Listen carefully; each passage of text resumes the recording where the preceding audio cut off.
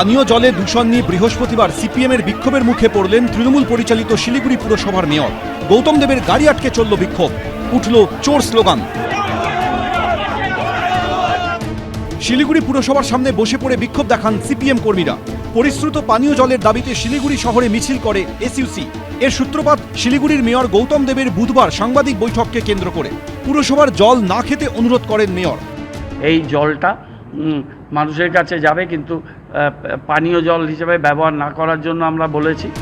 পুরসভার তরফে তিস্তার জল ব্যবহার না করার পরামর্শ দিয়ে বিজ্ঞপ্তিও জারি হয়। এরপর বৃহস্পতিবার সকালে শিলিগুড়ি শহরের ছবিটা ছিল এই রকম। পানীয় জলের দোকানে লম্বা লাইন পড়ে।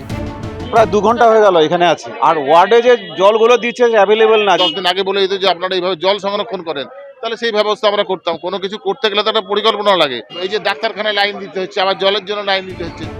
চাহিদা মেটাতে গিয়ে সমস্যায় পড়েন জল বিক্রেতারাও। টাইম করে জল তো একদমই নেই, তো পেশা তো আমাদের উপরে পড়ে গেছে এখন। এর প্রতিবাদে পথে নামে বামেরা। শিলিগুড়ি পুরসভার সামনে মেয়রকে ঘিরে বিক্ষোভ দেখান সিপিএম কর্মীরা।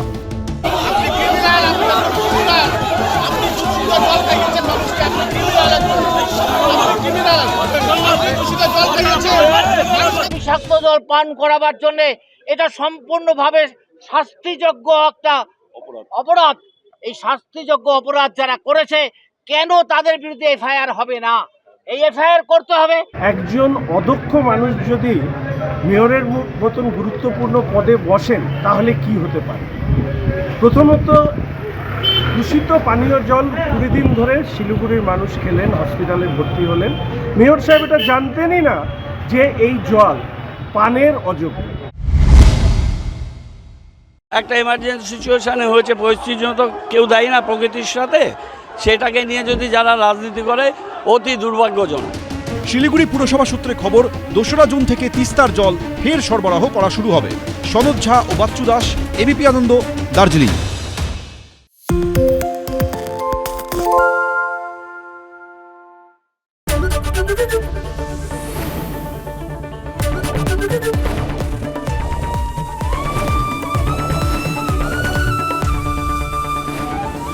এবিপি আনন্দ, এগিয়ে থাকে, এগিয়ে রাখে।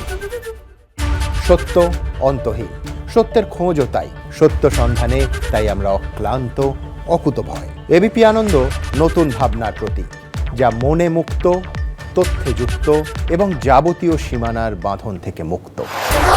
সীমা না শব্দটির মধ্যে লুকিয়ে আছে মানা শব্দটি, যেন চোখ রাঙানি এক অদৃশ্য বেড়াজাল, যা আটকে রাখে আমাদের এক ছোট্ট গণ্ডির মধ্যে। একমাত্র সঠিক খবরই গড়ে তুলবে এক মুক্ত সমাজ। সেই জগৎ গড়ার লক্ষ্যে কোনো সীমানার ঠুকুটি আমরা মানব না। এবিপি আনন্দ, এগিয়ে থাকে, এগিয়ে রাখে।